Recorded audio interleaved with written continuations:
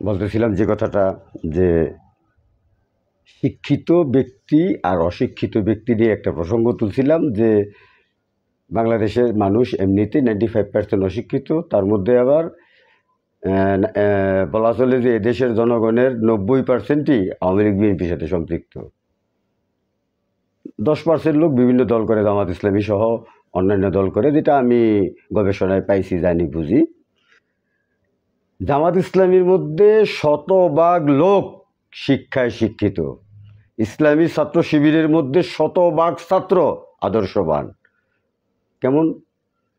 যেখানে ছাত্র দল, ছাত্রলীগের লোকেরা পড়াশোনাকে বাদ দিয়ে কবরস্থানে যায় কাফনের কাপড় চুরি করতে, গরু চুরি করতে, বরকি চুরি করতে এবং রাহাজানি ছিনতাই করতে রাস্তার মধ্যে, তখন ইসলামী ছাত্র শিবিরের ছেলেরা মানুষের হৃদয়কে, আল্লাহর হৃদয়কে জয় করার জন্য মসজিদে সেজদায় থাকে, আল্লাহর কাছে দোয়া করে, আল্লাহ তুমি আমাদের ভাইদেরকে, সকল মুসলিমকে এমন করে দাও, প্রত্যেকের মনকে এমনভাবে তৈরি করে দাও, সকলে যেন তৈরি হয় তোমার দিন কায়েমের জন্য, কোরআনের আইন, সৎলোকের শাসন কায়েমের জন্য।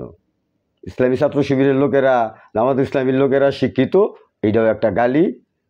এই গালি দিল আমার ভাই, মানে রিজভী ভাই, আমাদের প্রাণপ্রিয় সেক্রেটারি জেনারেল জাতীয়তাবাদী দল বিএনপি মির্জা আলমগীর সাহেব। উনি বললেন, না, এখন আর ওদের সাথে পারা যাবে না, 1 সপ্তাহের মধ্যে আওয়ামী লীগের সাথে জোট করতে হবে, তাছাড়া কোনো উপায় আমাদের নাই। আমি যদি কথাগুলো মিথ্যা বলি, আপনারা গত 1 মাসের আগ থেকে আজকে পর্যন্ত পত্র পত্রিকা এবং মিডিয়াগুলোকে চেক করে দেখেন, প্রত্যেকটাতে পাওয়া যাবে ওনাদের দুইজনের এই বক্তব্যগুলো। দোষ কি? দোষ একটাই, জামাত শিবিরের। কি? এরা আদর্শবান। আরে বেটা, আদর্শবান হওয়ার জন্য আল্লাহ পৃথিবীতে প্রত্যেকটা লোককে পাঠাইছে। আল্লাহ সুবহানাহু ওয়া তাআলা কোরআন শরীফে তো এটাই বলছে যে আমি মানুষদেরকে পৃথিবীতে পাঠাইছি আমার প্রতিনিধি হিসাবে। আমার প্রতিনিধি হিসাবে তারা কাজ করবে।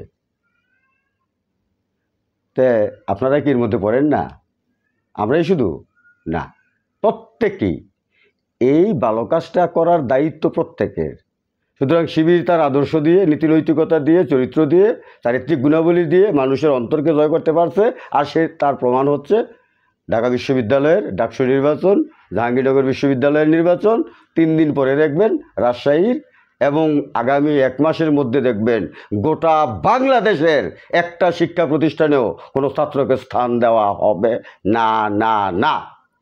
আমি জোর করে কথাটা বলি নাই, এটা বলছি আদর্শের ক্ষেত্রে। এদেশের সমস্ত নিরপেক্ষ ছাত্রছাত্রীরা শিবিরকে এমনভাবে ভালোবাসে, যার প্রমাণ ঢাকা বিশ্ববিদ্যালয়ের নবনির্বাচিত ভিপি সাদিক ভাই গত 2 সপ্তাহে যেই প্রমাণ স্থাপন করছে। গত 54 বছর পর্যন্ত যারা ঢাকা বিশ্ববিদ্যালয়কে চষে বেড়াইছে, তারা শুধু গরু চোর হিসাবে উপাধি লাভ করতে পারছে, বরকি চোর হিসাবে উপাধি লাভ করতে পারছে, কাফনের চোর হিসাবে উপাধি লাভ করতে পারছে, বাট আদর্শবান হিসাবে একজনও পারে না। এই দিল পার্থক্য, আর কিছু না। এখানে কারোর সাথে আমার দ্বন্দ্ব নাই, বিরোধিতা নাই, আমরা সবাই ভাই। আমরা দীর্ঘ 20 বছর বিএনপির সাথে যুগপৎ আন্দোলন করছি, এখনও আছি, এখনও করি। আমাদের মধ্যে কোনো বিরোধিতা নেই ভাই, আল্লাহর ওয়াস্তে আপনাদের কাছে মাফ চাই। আপনারা আমাকে ধরে বিরোধিতার কিছু মনে করেন না। আমি যুক্তির স্বার্থে বলছি, আবারও বলি, শিবিরের ছেলেরা ফার্স্ট হয়, ফার্স্ট ক্লাস ফার্স্ট হয়, এটা দোষ। জামাতের মধ্যে পিএইচডি করা লোক বেশি, এইটা দোষ। আরে ভাই, তুই পারস না কি লিগা? তুই তোর ছেলে মেয়েরে ভালো করে পড়া, তুই তোর ছেলে মেয়েদেরকে আদর্শবান বানা, তুই নিজে হ। এটা পারো না? না, এটা করতে কষ্ট হয়। ডাকাতি, চুরি, ছিনতাই, রাহাজানি করতে খুব সুবিধা, মজা। বাংলাদেশের জনগণ আপনাদেরকে চিনে ফেলছে, আপনারা কোন আদর্শের। কাজেই জুলাই বিপ্লবকে যদি আপনার হৃদয়ের মধ্যে না রাখেন, তার মর্যাদাকে যদি আপনি না দেন, বুলণ্ঠিত করেন, মনে রাখবেন আপনাদেরকে একেবারেই নর্দমার মধ্যে ফেলে দিবে জনগণ। আপনাদেরকে একেবারে নর্দমা রাস্তা করে ফেলে দিবে, আপনাদেরকে সমাজ থেকে এমনভাবে বিতাড়িত করবে। শেখ হাসিনা এটা ফলাইতে পারছে? একটা ভাগ্য বলা তো, এই জন্য তারে দরকার ছিল একটা ডিগ্রি দেওয়া। এটা বাংলাদেশের মানুষ ভুল করছে।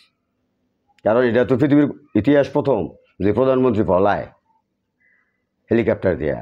পৃথিবীর কোথাও এই ঘটনা ঘটে নাই, আমি শিওর। তবে গত সপ্তাহে ঘটছে যেটা নেপালে এই দুইজন হয়েছে।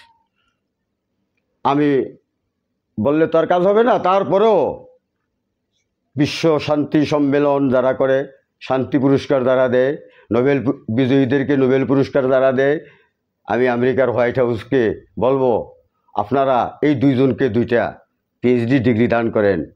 কারণ এরা যেই আদর্শ রেখে গেছে, এই আদর্শ পৃথিবী সৃষ্টির পর আর কেউ রাখতে পারে নাই। প্রিয় ভাইয়েরা, আসেন আমরা সবাই কাঁধে কাঁধ মিলাইয়া, বুকে বুক মিলাইয়া আমরা এক হই। যে কারণে আমার ভাইয়েরা শহীদ হইল, যে কারণে এদেশের জনগণ জীবন দিল, ফেসিস্টকে তাড়াইল সমাজের শান্তি কল্যাণের কায়েমের জন্য, জামাত ইসলামীকে ক্ষমতায় আনার জন্য করে নাই। এটা আমি বলছি না আপনাদেরকে। ইসলামী ছাত্র শিবিরকে ডাকসু, রাখসু, চাকসু এর বিপি করতে হবে। এই জন্য এখানে জুলাই বিপ্লব ঘটে নাই।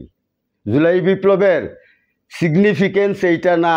জুলাই বিপ্লবের সিগনিফিকেন্স হচ্ছে অন্যায়ের বিরুদ্ধে প্রতিরোধ গইরা শান্তিপূর্ণ সমাজ তৈরি করা। এইটা যদি আপনার বুকে ধারণ করতে না পারেন, খোদার কসম কোনো দিন আপনার এই রাষ্ট্রে শান্তি আসবে না। শান্তির জন্য রাস্তা একটাই, জুলাই বিপ্লবকে বুকে ধারণ করেন। জুলাই বিপ্লবে যারা জীবন দিল একটু সম্মান করেন, মনে রাখেন, মাথায় রাখেন, তাহলে আমাদের মধ্যে সমস্ত ভেদাভেদ দূর হয়ে যাবে, শান্তি, মুক্তি, কল্যাণ এসে যাবে। আর যে কথাটা দিয়ে শুরু করছিলাম আমি, যে একটা মামলা নিয়ে, যে আমাদের ওই মোহাম্মদপুর থানায় যে মামলার মানে কিলাররা আসামি, সোহাগ, গোলাম মোস্তফা সহ যারা হত্যাযজ্ঞের নায়ক ছিল, মাস্টার মাইন্ড ছিল, অর্থদাতা ছিল, অর্থের যোগানদাতা ছিল, সার্বিকভাবে সহযোগিতা করছে, আমার বাড়ি সহ অনেকের বাড়িঘর ভাঙচুর করছে, আমার বাসার সামনে একজনকে অ্যাটেন্ড টু মার্ডার করা হয়েছে। আমি বাসায় ছিলাম না, একটু পরে আসার পরে দেখতে পারি নাই।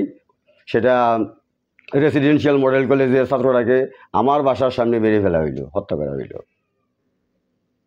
বলেন সেটা কিভাবে সম্ভব? আমি মানুষ, আরেকটা মানুষকে জ্যান্ত মেরে ফেলতে পারি? এত কষ্টের মাঝে যারা আমাদেরকে সুখ এনে দিল, আমরা যদি সেই সুখটাকে ধরে রাখতে না পারি, তাইলে বঙ্গবন্ধুর সেই সোনার বাংলা যেমন হয়েছে 54 বছরে, আপনার জুলাই বিপ্লব সেটাই হবে। আপনি মনে করেন না যে আপনি বিএনপি করেন, রাস্তা খোলা, আওয়ামী লীগ নাই, দৌড়াইয়া যা ইচ্ছা তা করবেন, ক্ষমতায় যাবেন? না না না, অত সহজ না। আপনাকে অত সহজে ছাড়া হবে না।